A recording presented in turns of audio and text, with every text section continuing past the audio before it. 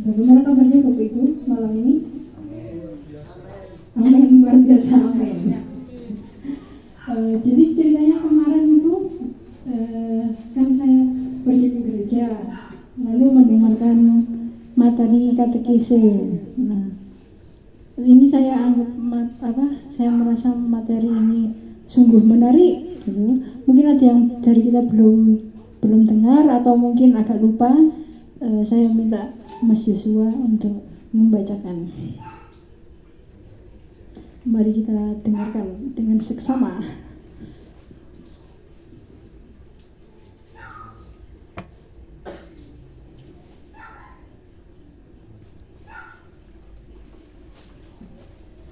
Materi katekese 26 Januari 2025.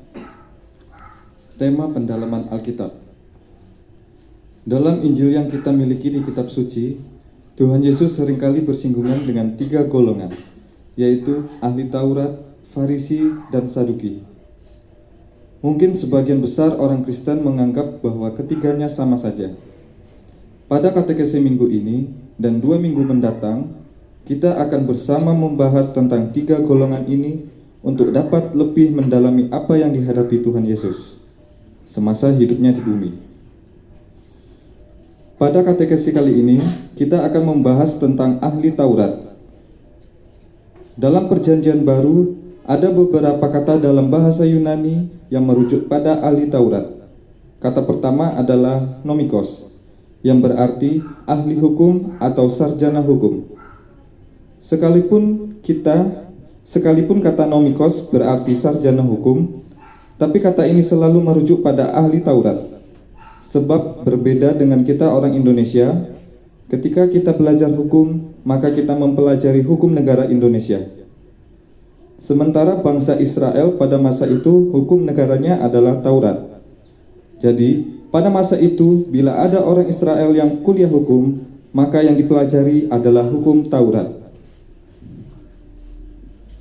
Pada zaman Tuhan Yesus di bumi, seorang yang memiliki gelar nomikos akan dipandang sebagai orang yang ahli dalam hal Taurat dan hukum-hukum. Bahkan seorang nomikos juga bisa diartikan sebagai pengacara. Berbeda dengan masa sekarang, pada masa itu gelar sarjana bukanlah hal yang mudah didapat dengan menempuh pendidikan 4-7 tahun. Gelar sarjana hukum di masa Tuhan Yesus bisa didapat dengan mempelajari Taurat paling cepat selama 10 tahun. Hal ini menjelaskan pada kita bahwa seorang ahli Taurat adalah orang yang benar-benar mendedikasikan diri untuk mempelajari Taurat. Seperti dalam Lukas pasal 10 ayat 25, ada seorang nomikos yang berdiri dan mencobai pengetahuan Tuhan dengan mengajukan sebuah pertanyaan. Bila dipersamakan dengan masa kita, itu seperti kita diberi pertanyaan ujian oleh seorang profesor doktor. Tentu kondisi seperti itu bukanlah kondisi yang mudah untuk dihadapi. Terutama orang yang bertanya adalah orang yang benar-benar ahli dan menguasai bidangnya. Semoga hal ini bisa memberi gambaran pada kita tentang apa yang dihadapi Tuhan Yesus ketika berhadapan dengan seorang ahli Taurat. Kata kedua adalah grammateus, yang berarti juru tulis atau sekretaris. Kata ini juga merujuk pada ahli Taurat, sebab grammateus juga gelar sarjana yang sebenarnya sama dengan nomikos. Hanya saja seorang grammateus lebih berfokus pada teks dan naskah. Bila seorang nomikos menafsirkan hukum Taurat, maka ia akan mengajar pada banyak orang secara lisan. Sementara seorang grammateus lebih fokus pada menghasilkan karya tulis atau menulis kitab-kitab tafsiran dan terjemahan. Seperti dalam Matius pasal 2 ayat 4, ketika Raja Herodes mencari keterangan tentang di mana Mesias dilahirkan, maka Herodes memanggil para ahli Taurat atau grammateus. Sebab untuk meneliti nubuat tentang Mesias diperlukan seorang ahli dalam naskah-naskah kitab. Kata selanjutnya adalah sophos, yang berarti bijaksana atau terpelajar. Kata ini juga digunakan dalam Alkitab untuk merujuk pada ahli Taurat, menandakan bahwa para ahli Taurat adalah orang terpelajar dan bijaksana. Ketiga kata yang kita bahas ini ada dalam Alkitab, namun ketiganya diterjemahkan sebagai ahli Taurat dalam bahasa Indonesia. Intinya, ahli Taurat adalah orang yang terpelajar dan menguasai hukum Taurat. Mereka adalah para sarjana, para orang bijak, dan para penulis. Mereka adalah orang yang memiliki otoritas dalam menafsirkan hukum, menulis tafsiran, dan juga mengajarkannya pada orang banyak. Mereka juga dipandang sebagai guru agama. Dari pemahaman ini, mari kita bayangkan bahwa bila kita berhadapan dengan rombongan profesor, penulis, dan orang-orang tua yang bijak yang mengajukan pertanyaan demi pertanyaan pada kita, apakah kita akan sanggup menghadapi itu? Ketika ditulis dalam Injil bahwa Yesus berhadapan dengan ahli Taurat, itu bukanlah keadaan yang mudah untuk dihadapi. Namun demikian, Tuhan kita Yesus lebih daripada semua ahli Taurat. Tuhan bukan hanya menjawab pertanyaan dari para ahli Taurat, tapi jawaban yang diberikan Tuhan bahkan bisa membuat rombongan ahli Taurat takut untuk mengajukan pertanyaan. Bahkan Tuhan juga mengecam para ahli Taurat. Bila seorang yang sekelas ahli Taurat dikecam Tuhan, bagaimana dengan kita yang sebagai umat awam? Bersyukurlah saudara-saudari, sebab kita telah beroleh kasih karunia dan Bapa kita mengutus Roh Kudus untuk bersama dengan kita. Bersama dengan Roh Kudus, kita akan selalu mendapat ajaran-ajaran yang melebihi segala hal yang dipelajari ahli Taurat. Kemuliaan kepada Bapa dan Putra dan Roh Kudus kini dan sepanjang masa. Amin. Terima kasih.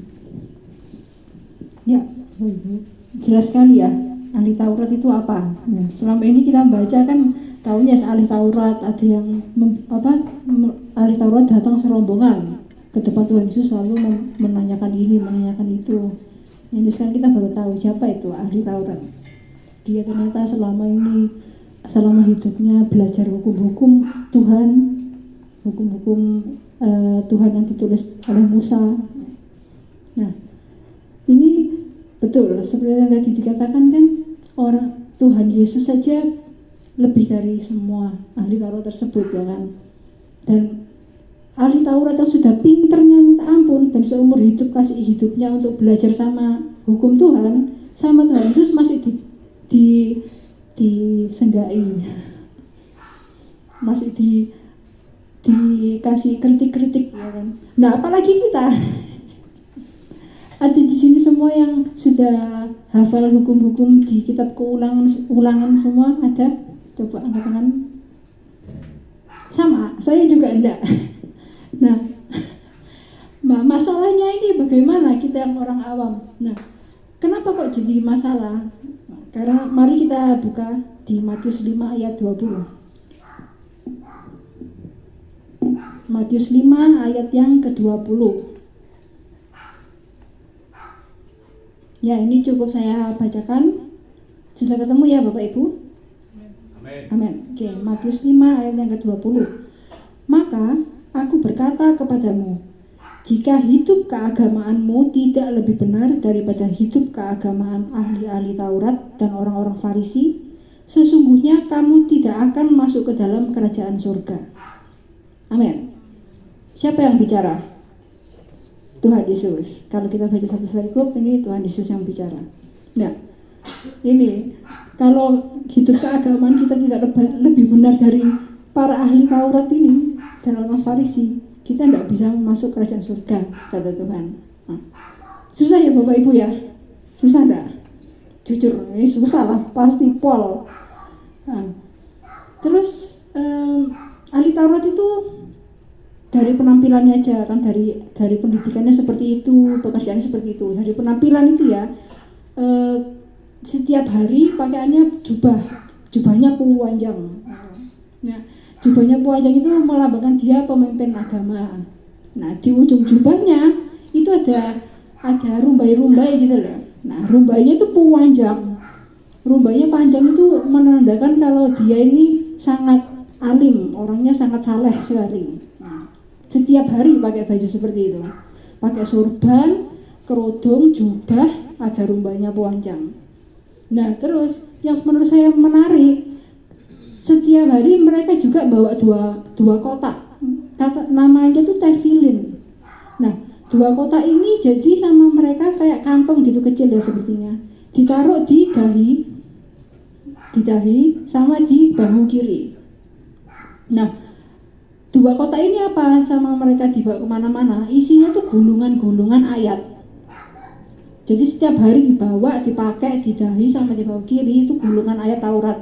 Apa fungsinya? Supaya dia ingat terus sama hukum Taurat. Supaya apa yang dikatakan itu sesuai sama hukum Taurat. Sesuai dengan hukum-hukum yang diberikan Allah. Sampai segitunya Bapak Ibu. Setiap hari dipakai baju seperti itu, dituemplek wis nang iku batuke ambek tangane. Nah ini kalau kita lihat di ulangan pasal 6 ini, ya kan. Kenapa kok mereka itu sampai naruh di dahi sama di tangan? Karena ada Tuhan bicara melalui Musa, dicatat sama Musa itu seperti ini. Hukum-hukum yang utama kan, kasihilah Tuhan Allahmu dengan segenap hatimu dan dengan segenap jiwamu, dengan segenap kekuatanmu. Ayat yang ke-6, apa yang kuperintahkan kepadamu pada hari ini, haruslah engkau perhatikan, haruslah engkau mengajarkan berulang-ulang kepada anak-anakmu, dan membicarakannya apabila engkau duduk di rumahmu, apabila sedang dalam perjalanan, apabila engkau berbaring, dan apabila engkau bangun. Haruslah engkau mengingkatnya sebagai tanda pada tanganmu, dan harus itu menjadi lambang di dahimu. Jadi perintahnya Tuhan seperti itu. Kasihilah Tuhan Allahmu, setiap hari kamu duduk di rumah, kamu harus ngomong, harus ingat itu. Kasihilah Tuhan Allahmu, harus ngajarkan ke anak-anakmu, setiap bangun, setiap berbaring, tidur, duduk, harus ingat itu dan harus dibicarakan. Terus itu haruslah jadi tanda di dahi sama di bahu. Makanya literally dengan secara harafiah sama mereka ditaruh di dahi sama di lengan. Nah, kita aja tidak seperti itu ya Bapak Ibu. Setiap hari bawa Alkitab aja, saya setiap hari bawa kemana-mana. Ini di HP Alkitab suci, kode. Nah, iya sama, tapi kan tidak setiap hari juga dibaca sama direnungkan, betul ya? Nah, tetapi itulah, bersyukurlah walaupun kita jauh dari standarnya dan kita harus mengejar yang jauh. Kan orang-orang itu ada Taurat seumur hidup mereka belajar itu dan kita tidak. Walaupun perjalanan kita jauh untuk itu, supaya kan kata Tuhan kan kalau kamu tidak sekusuk agamamu sebaik ahli Taurat, kamu tidak bisa masuk kerajaan surga. Kita untuk mengejar ketertinggalan kita, Tuhan ada kasih Roh Kudus. Nah, di Yohanes 14 kan Tuhan bilang, aku akan meminta Bapa mengirimkan Roh kebenaran yang akan mengajar, akan membimbing. Nah, itu pegangan kita. Itu sanggup kita sungguhan untuk mengejar keterlambatan ini. Nah, memang mungkin keseharian kita kan tidak seperti ahli Taurat, tidak hafal-hafal ayat-ayat, tetapi kita diberikan Roh Kudus. Terus paling tidak perintah-perintah Tuhan ini ya adalah kita tahu, ya kan, walaupun disuruh nyebutkan 10 perintah Tuhan itu apa 10 tok yang utama, kita paling yo acak-acakan gitu ya nyebutinnya, tapi tahu, tapi ya ndak apa, ya kan, ngelakoni ndak ya rada-rada iya rada ndak gitu kan. Nah, dan kebanyakan mungkin yang paling klasik itu yang sering terjadi dan sering kita lakukan itu seperti perintah Tuhan yang di zaman perjanjian baru aja kita sering lupa, sering ndak ngelakoni itu ya. Janganlah kamu khawatir. Itu aja wis uangnya lepol, ya kan. Belum lagi perintah-perintah yang lalu, perintah yang paling baru aja loh, jangan kamu khawatir, kita masih susah melakukan. Nah, makanya sama Tuhan sampai dibahas di khotbahnya. Nah, hal kekhawatiran itu Matius 6 ayat berapa sampai berapa gitu ya, ayat 25 sampai 30 berapa gitu. Nah, hal kekhawatiran Tuhan sudah tahu, Pasti manusia-manusia ini dengan perkembangan zaman boro-boro ngerti perintah hukum Tuhan yang lalu, yang baru pasti susah. Nah, makanya diomongi, jangan kamu khawatir sama apa yang kamu pakai, apa yang kamu kenakan, sama hidupmu, jangan dikhawatirkan. Tapi carilah dulu kerajaan Allah dan semua itu akan ditambahkan padamu. Yuk kita buka bersama-sama ini, penting ini. Matius 6 ayat 33. Matius pasal 6 ayat ke-33. Ini cara kita untuk mengejar keterlambatan, karena kita jauh ketinggalan daripada ahli-ahli Taurat yang seumur hidupnya belajar hukum ya. Caranya bagaimana? Matius 6 ayat 33. Yang sudah ketemu katakan haleluya. Haleluya. Ya, saya minta Pak Iwan untuk membacakan supaya umat mendengar.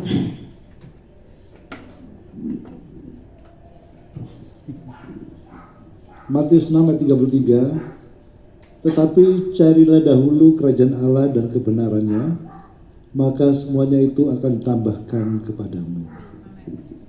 Amin. Puji Tuhan. Sudah didahi ternyata Pak Iwan ayatnya. Nah, ini cara kita mengejar keterlambatan. Kita pelajari setiap hari apa itu kerajaan Allah, kita cari kebenarannya. Terus semuanya akan diberikan kepadamu. Mungkin ahli-ahli Taurat diberikan gak semuanya. Makanya dari itu Tuhan Yesus masih nyacati, masih marah-marahin ahli-ahli Taurat. Nah, kita ini diberikan kunci. Kamu dengerin Roh Kudus, kamu belajar cari dulu tentang kerajaan Allah, semuanya bahkan diberikan. Dan semuanya. Nah, tinggal kita bisa fokus apa enggak untuk mencari itu.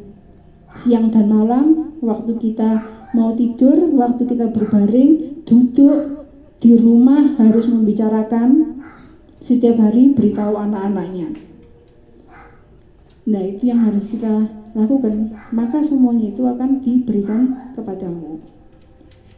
Saya bayangkan pas Tuhan Yesus ngasih khotbah ini, ya janganlah kamu khawatir sama yang kamu makan, sama yang kamu pakai. Saya bayangkan pas itu pasti banyak kalau orang yang rasan-rasan. Oh ya, pancene iku beliau iku ya gak duwe anak, gurung rabi, makanya gak mikir anak laku, apa tanggunganku? Tanggungan anak, tanggungan bojo, orang tua. Lah iku dhek enak bundanya, Bunda Maria mendukung apapun yang dia lakukan. Makanya kamu jangan khawatir. Lah aku akeh sing kudu dikuatirin. Mungkin banyak yang ngomong gitu ya. Kita pun pasti juga ada yang mikir gitu kalau orang khotbah tersebut. Nah, tapi Tuhan bilang tetap jangan khawatir. Kita bisa berusaha untuk tidak khawatir dan nyelemur mending memikirkan apapun segala sesuatu tentang kerajaan Allah dan kebenarannya. Kita mengejar itu, maka kita mendapat semua. Amin. Daripada kita mengejar semua, tidak dapat apa-apa, tidak dapat Tuhan Yesus, ya tidak dapat surga, tidak dapat Tuhan Yesus. Mending kita mengejar kerajaan surga dan kebenarannya, lalu kita dapatkan semuanya. Nah, bagaimana? Berat Bapak Ibu? Ini dilakoni apa enggak? Ini abot, tapi ya enggak dilakoni ya tadi katanya kalau enggak sebagus keagamaannya enggak masuk surga, ya gitu ya. Ya, tapi yang pasti itu di ayat Matius 6:33 tadi, kita cari kerajaan Allah, kita renungkan siang malam, semuanya pasti diberikan. Amin. Nah, bila fokus kita hanya kepada Tuhan, bila kita selalu mengasihi Tuhan dan saling mengasihi sesama, siang malam merenungkan, tiap-tiap hari di rumah membicarakan. Tadi kan diomongin kalau kamu duduk di rumah, kamu harus membicarakannya. Kita duduk di rumah setiap hari, hampir setiap ya beberapa jam, pasti kita berarti harus membicarakannya. Mbuh piye caranya? Walaupun cuma 1 kalimat, 2 kalimat, tapi harus membicarakan firman Tuhan berarti. Maka semuanya itu akan tambahkan padamu. Semua itu akan ditambahkan padamu. Tuhan akan bersama kita. Tuhan akan memberi kita tuntunan, memberi kita jalan keluar, kesembuhan, pengetahuan, semuanya diberikan kepada kita. Amin. Sekian renungan malam hari ini. Sekiranya dapat menguatkan Bapak Ibu dan mengingatkan kita selalu untuk bersama Tuhan. Amin. Saya rangkuman musik dan saya mohon Ibu Esti untuk menutup dengan doa.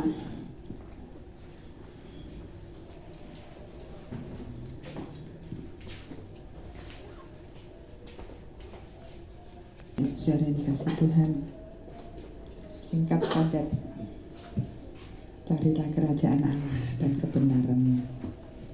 Buat setiap kita, tidak akan pernah sia-sia ketika kita hanya mencari Tuhan dalam hidup kita. Karena apapun yang kita perlukan, pasti Tuhan cukupkan. Amin. Terima kasih Bapa, terima kasih Tuhan Yesus. Engkau memberikan yang terbaik buat setiap kami Tuhan. Kau pakai anak kami terkasih Claudia untuk lebih lagi dipakai oleh Tuhan Yesus. Dan malam hari ini kami menjadi orang yang berbahagia karena kami sudah mendengar dan menyimpan firman itu di dalam hati kami. Lebih lagi kami berbahagia karena kami melakukan kehendak-Mu dalam hidup kami. Terima kasih Tuhan Yesus, terima kasih Allahku.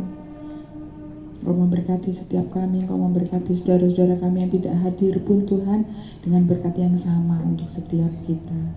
Terpujilah Engkau Allahku, terpujilah Engkau Tuhan Yesusku. Bapak Ibu saudara yang dikasih Tuhan, kami undang bangkit berdiri.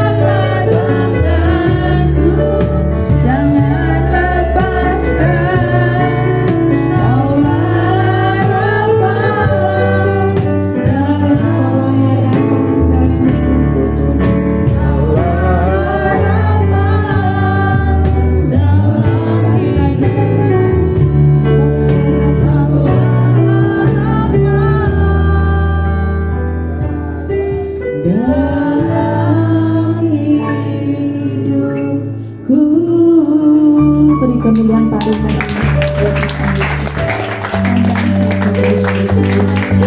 kebenarannya.